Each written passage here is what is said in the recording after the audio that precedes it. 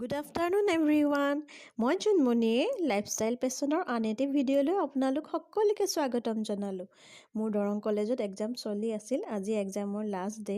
এইকেইদিন এক্সাম চলি থকাৰ কাৰণে যিহেতু ব্যস্ত হৈ আছিলোঁ, সেইকাৰণে পঢ়া শুনা বা বেবী চোৱাৰ বা ঘৰৰ গোটেইখিনি কৰা মেলা, সেইকাৰণে একেবাৰে ভিডিঅ' বনাবলৈ সময় হোৱা নাছিলে।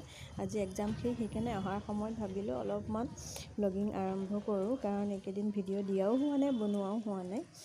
আজি যিহেতু এক্সাম শেষ, সেইকাৰণে এতিয়া ঘৰলৈ যাবৰ কাৰণে ওলাইছোঁ। তথাপিও এখন কলেজতে 5 বছৰ পঢ়িছোঁ, সেইকাৰণে এইটো ডিপাৰ্টমেণ্ট আছিল আমাৰ হিন্দী ডিপাৰ্টমেণ্ট।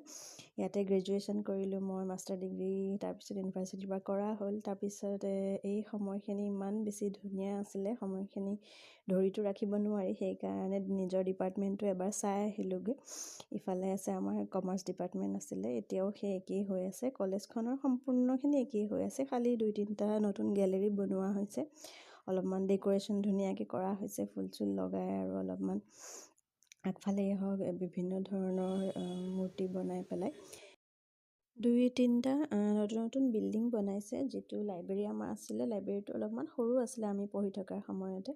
এতিয়া লাইব্ৰেৰীটো খুবেই ডাঙৰ কৰিলে, চেণ্ট্ৰেল লাইব্ৰেৰী হিচাপে নামাকৰণ কৰি পেলাই খুব ডাঙৰ কৰিলে। আৰু ইফালে আমাৰ সময়বোৰ খুবেই মনত পৰিছে, কাৰণ যেতিয়া ঠাণ্ডাৰ সময় আছিলে, ক্লাছ নাথাকিলে অফ পিৰিয়ডত এই গছৰ তলৰ ছাঁতে আমি সদায় গোটেই গ্ৰুপটো বহি থাকিছিলোঁ।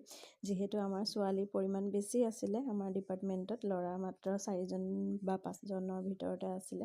যিহেতু সিহঁতে ছেপাৰেটলিয়ে থাকে, খুব কম 2জনমান বা 3জনমানহে থাকে, বাকী গোটেই 12-14 গৰাকী একেলগে ছোৱালী আমি একেলগে বহি থাকিছিলোঁ। ইফালে ধুনীয়াকৈ পেইণ্টিংবিলাক কৰি দিয়া হৈছে বিভিন্ন অসমীয়া সংস্কৃতিৰ ওপৰত, সকলোবোৰ গোটেইখিনি বিহু সত্ৰীয়াৰ পৰা আৰম্ভ কৰি সম্পূৰ্ণ আমাৰ অসমীয়া সংস্কৃতিৰ ওপৰত সম্পূৰ্ণখিনি খুব ধুনীয়াকৈ ডেক'ৰেশ্যন কৰি দিছে। ইফালে ধুনীয়াকৈ এনেদৰে লাইন বাই লাইন ধুনীয়াকৈ টাবত বিভিন্ন ধৰণৰ ছিজনেল ফ্লাৱাৰবিলাক লগাইছে। আনহাতে সকলোবোৰ ধুনীয়াকৈ ৰাতিপুৱা যেতিয়া আহিছিলোঁ, তেতিয়া তেওঁলোকে ধুনীয়াকৈ চাফা কৰি ৰাখে, পানী দিয়াৰ পৰা আৰম্ভ কৰি সকলো মানুহবিলাক ঠিক কৰি দিয়া হৈছে, বা ডাষ্টবিনো ৰেডি কৰি দিয়া হৈছে, যিটো আমাৰ সময়ত নাছিলে। অলপমান ফিল্ডখন লেতেৰা হৈ থাকিছিলে, তাৰ মাজতে বহুত কষ্টৰে তেওঁলোকে কৰিছিলে। এতিয়া বহুতখিনি সলনি হৈছে, গোটেই কমপ্লিট কলেজখন সলনি হৈছে।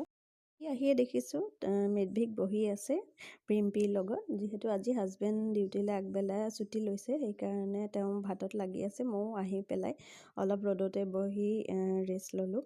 তাৰপিছত হাজবেণ্ড আৰু আমি তিনিওজনে একেলগে মিলি দুপৰীয়াৰ লাঞ্চটো কৰি ল'লোঁ।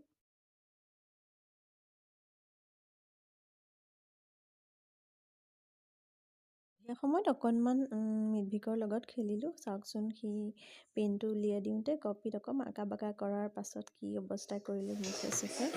কি কৰিলা চাওঁ, মুখ চুখ কি কৰিলা এয়া?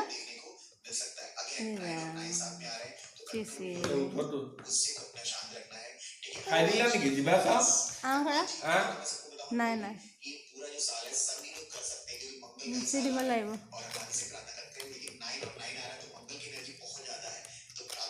হাত চাও এনেকৈ হাত চাও, মিমিক দেখাই দিয়া। হাত চাও, ইখন দেখাই দিয়া। বাবা বাবা কৰি দিয়া, বাবা কৰি দিয়া।